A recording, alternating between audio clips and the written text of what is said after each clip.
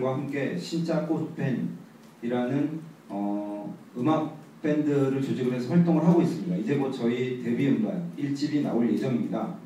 저희들은 경찰이 1000명의 육지경찰과 함께 지난 작년 9월 2일 구럼비 해안으로 가는 그 길목을 봉쇄하고 구럼비 바위를 강제로 빼앗아 가기 이전부터 그 아름다운 당정마을 앞바다 구럼비 바위 부근에 지내면서 그것에 관련된 노래들을 많이 만들었습니다.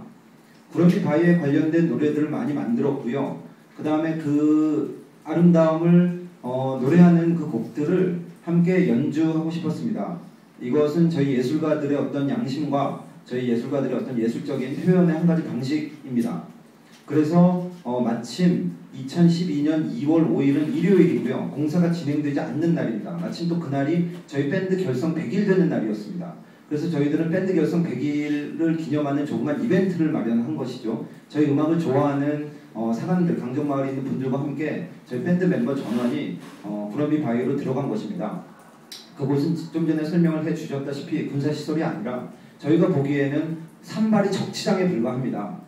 산발이 적치장에 불과한 것이고 아직까지 아름다운 구럼비 바위가 남아있기 때문에 그곳에 들어가서 우리가 만든 노래들을 그 구럼비 바위와 그곳에서 살아가고 있는 수많은 생명들에게 들려주고 싶었고요. 그렇게 노래를 한 것입니다.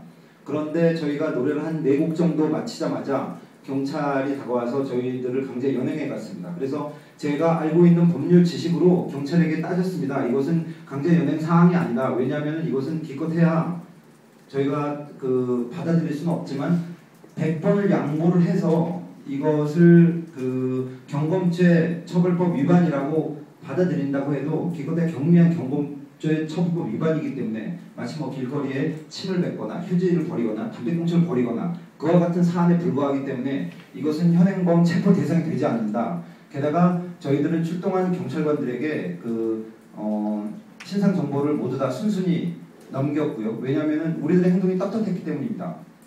게다가 주거가 불명하지도 않습니다. 저희들은 각자 다 뚜렷한 주거지가 있는 사람들이고요. 그렇기 때문에 현행범 체포 조건에 응하지 않는다라고 경찰 2명에게 수차례 항의를 했는데도 불구하고 경찰은 공사업체 직원들이 우리를 체포해서 경찰은 단순히 인수인계 받은 것 뿐이다. 이렇게 설명을 했고요. 공사업체 직원들은 경찰들에게 체포를 종용한 것이다. 이렇게 또 변명을 합니다. 그래서 과연 우리가 그날 2012년 2월 5일에 체포되어서 서귀포 경찰서에 3시간 동안 억류되어 있었고요. 형사 입건이 됐습니다. 그날 구럼비 바위에 같이 들어간 사람 중에는 3명의 미성년자도 있었고요. 그 3명의 미성년자들까지 형사 입건이 됐습니다. 그리고 그 이후에 아직 검찰이나 경찰 측에서 이 사건을 어떻게 처리할지는 모르겠지만 어쨌든 형사법적으로 입건이 된 상태이고요.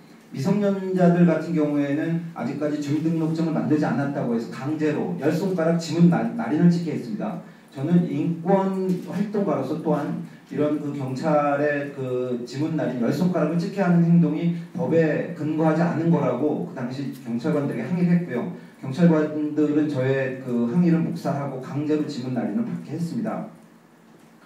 구럼비 바위라는 곳에 들어간 것이 과연 그렇게 본인의 어떤 인권을 완전히 침해받을 정도로 중대한 범법행위를 한 것이라고는 저는 절대 생각하지 않습니다. 그것은 아직까지 공유 수면이고요. 우리가 노래한 그 아름다움을 일요일 공사도 진행되지 않는 날에 잠시 들어가서 노래를 부르고 나오겠다고 경찰과 공사업체 직원에게 누누이 설명을 했습니다. 그리고 그날 들어가기 전에 해군에게 우리가 그곳에 들어가서 노래를 불러도 되느냐라고 요청을 했을 때 해군은 되지 않는다, 불가하다 이렇게 답변을 했기 때문에 우리가 들어갈 수밖에 없었던 거고요.